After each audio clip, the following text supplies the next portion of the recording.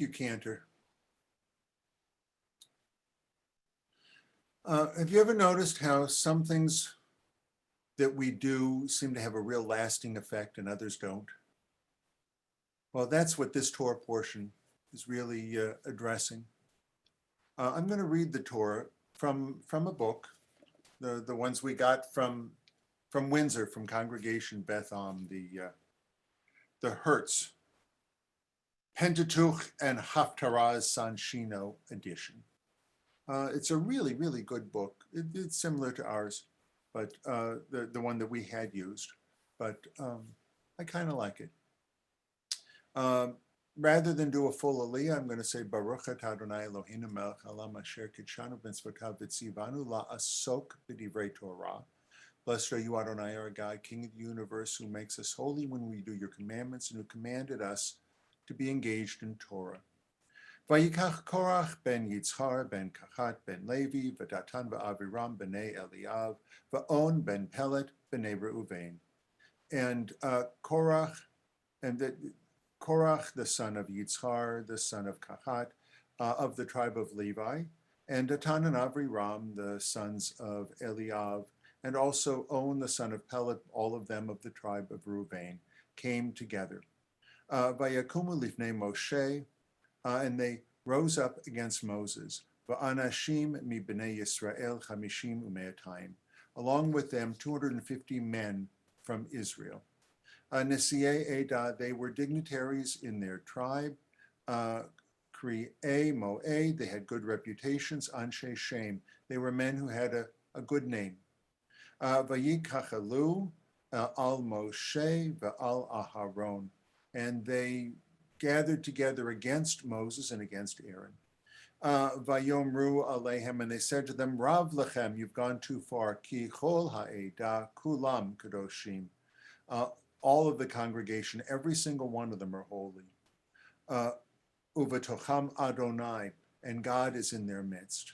Umadua titnasu al kahal Adonai. Why do you place yourselves above this congregation? Vayishma Moshe vayipol al panav, and Moses heard their words, and he fell on his face. Vaydaber el Korach, and he said to Korach, ve'el kol adatav, and all of his congregation, Lamor, saying these words, Boker v'yoda Adonai et asher lo. Come the morning, God will make known who God is going to choose, ve'et hakadosh, and which is the Holy One, v'hikriv alav, and which one God will bring close to God, ve'et asher yivchar, and which one God will choose, v'yakrev alav, to bring close to God. Zot asu, this is what you should do. Kachu lachem machtot korach v'chol adato. Take for yourself some incense, you Korach and everyone in your following. Utanu vahem esh, and place in it a fire. Vasimu lehen ketoret lifnei Adonai. And this fire pan with the fire and the incense in it, you shall place before God, machar, tomorrow.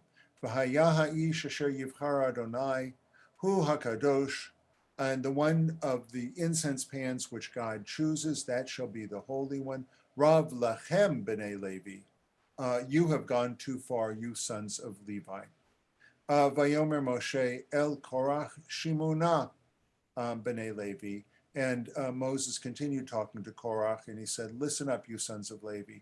Ham'at mikem ki hivdil Elohei Yisrael etchem mi adat Yisrael. Isn't it enough for you that you were separated from all the other tribes of Israel, that you should be the ones, lahakriv etchem alav, the ones which are close to God? La'avod et avodat mishkan, that you're the ones called upon to serve for the mishkan, for the portable temple, Adonai of God. V'la'amod lifnei ha'edah l'shartam, and you're the ones who are standing up before the congregation and guarding it. V'hakrev otcha et kol achicha, you have drawn near in front of all of your brothers, B'nai Levi, the children of Levi, Itach, with you. Uvikashtem gam kahuna, even though you were singled out and risen up, are you now asking for the priesthood? This was a revolt. And these were, I guess you could say, revolting people. In more than one way you could say that.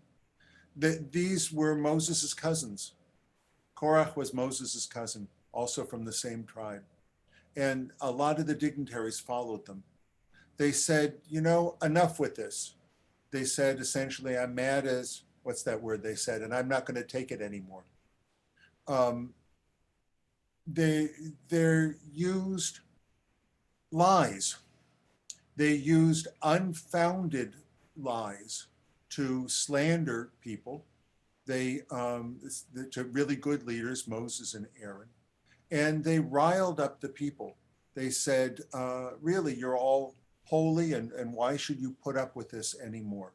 They used anger and they used fear to stir up an awful lot of people.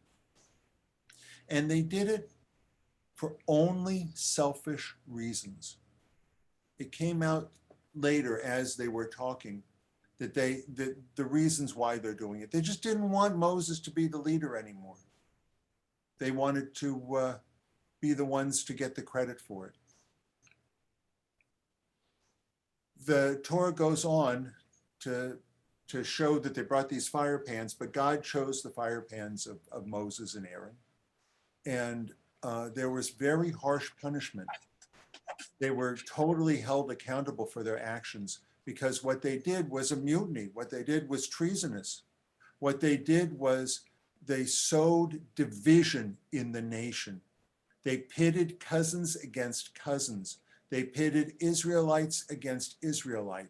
They made for internal strife when they didn't need to be strife. There didn't need to be that. And it led to a lot of death.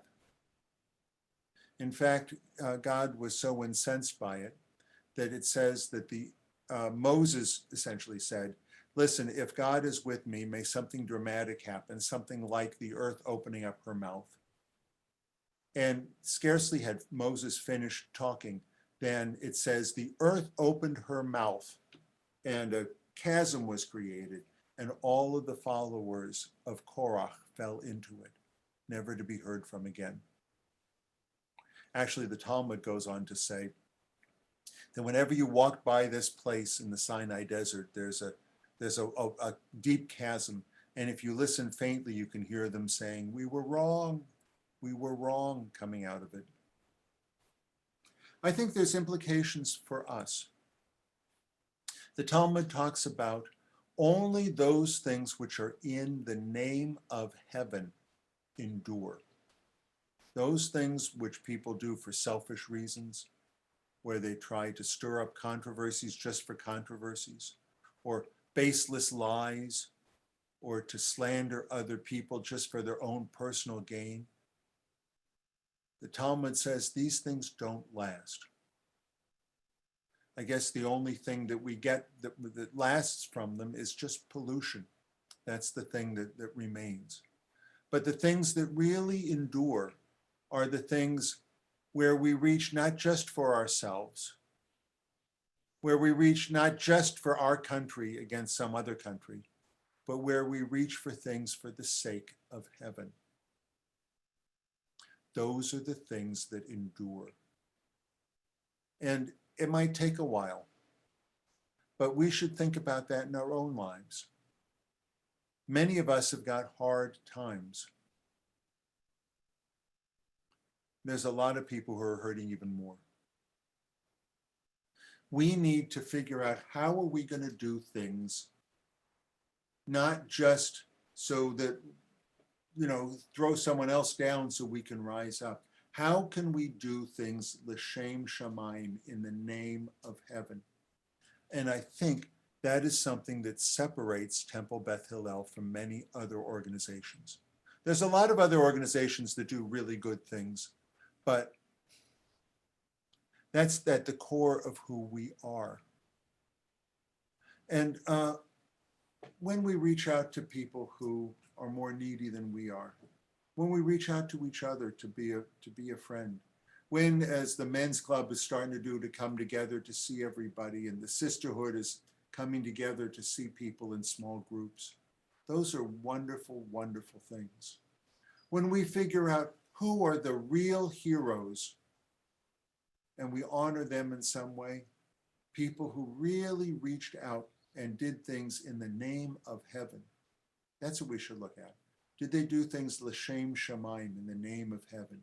Did they reach out to anybody, regardless of their background, to help them out, just based on their need? Those are the people whose actions will endure. Only those things that are in the name, in heaven's name, will truly, truly endure. With